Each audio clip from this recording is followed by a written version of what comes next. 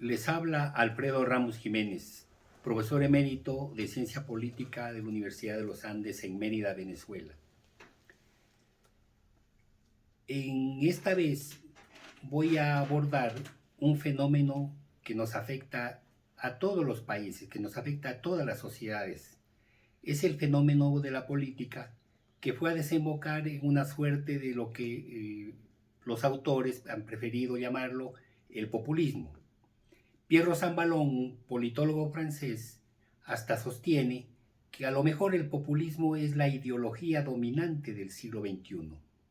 Es decir, el populismo en sus versiones de derecha tradicional, como lo conocemos en América Latina, el peronismo, el Estado Novo de Getúlio Vargas, hasta llegar al velasquismo de José María Velasco Ibarra en Ecuador, fue un populismo que movilizó a la sociedad en una etapa en la que la democracia todavía estaba muy joven, en que la democracia todavía no había echado bien sus raíces.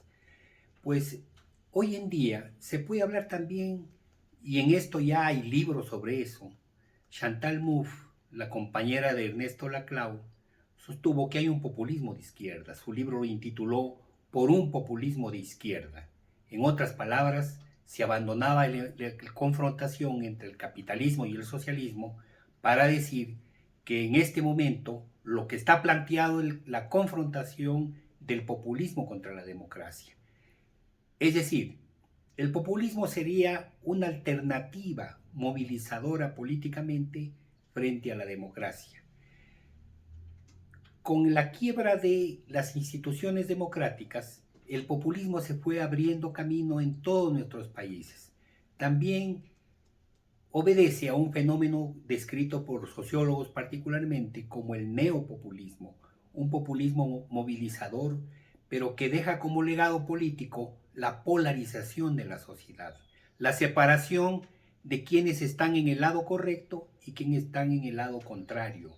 Es decir, no hay un destino para toda la sociedad, sino que líderes carismáticos, hábiles prestidigitadores de la política, pues creyeron que podían acceder a los puestos de poder movilizando a sus seguidores en base a ciertas ideas fijas, en ciertas ideas que excluían a buena parte de la sociedad.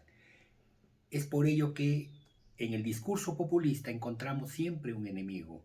El enemigo, ¿quién es? Puede ser los ricos, el enemigo puede ser la sociedad tradicional, el enemigo puede ser el imperialismo norteamericano, el enemigo puede ser el conjunto de gente que hoy en día está más identificada con una sociedad abierta, con una sociedad de mercado más abierta a la población, más abierta a los intereses de toda la sociedad.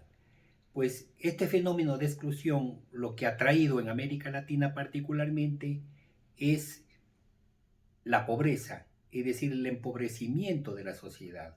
Si el líder populista se había propuesto empoderar a sus seguidores, pues no hubo el tal empoderamiento. Por el contrario, hubo un aprovechamiento de ese acompañamiento para hacer valer sus propios intereses.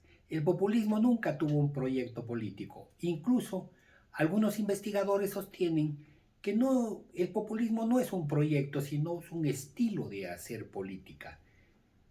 Para los demócratas hoy en día está planteado el hecho de que el populismo está reñido con la democracia. No hay democracia populista como alguien se propuso en algún momento. No existe. No existe populismo de izquierda y populismo de derecha. Lo que existe es el populismo como una alternativa autoritaria frente a la práctica política de la democracia. Es cierto que si el populismo puede ser considerado una ideología dominante, es decir, un conjunto de ideas, actitudes, creencias, sentimientos que hay en la población, sentimientos muy arraigados, es el paso de una política más vinculada con la emoción que con la razón.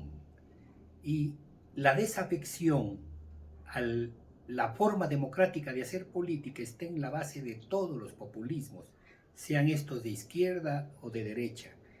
y esto conlleva el anquilosamiento de ciertas sociedades en las que el populista, el líder populista cree que su proyecto personal es el proyecto al que deben adherir todos sus, no solamente sus seguidores, sino toda la población. Todo populismo terminó dividiendo a la sociedad. Es por ello que en la historia latinoamericana encontramos que han sido los golpes militares los que acabaron con todas las experiencias populistas. En el camino del ejercicio populista del poder, siempre encontramos la amenaza del golpe de Estado, la amenaza del pronunciamiento militar. Si hoy en día vemos más bien la Fuerza Armada adherida a ciertos proyectos populistas, pues tenemos que admitir que en ese proyecto populista, que algunos han llamado populismo militar, pues ese no es un fenómeno nuevo, no constituye un fenómeno nuevo, sino constituye un fenómeno clásico. Perón fue un militar, Getúlio Vargas fue un militar, ¿no? Hoy en día casi todos los populismos tienen una suerte de amalgama con el militarismo.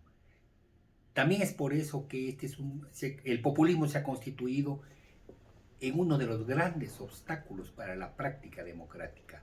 La democracia encuentra en el populismo una barrera, a veces infranqueable, que lleva a la frustración de nuestras sociedades.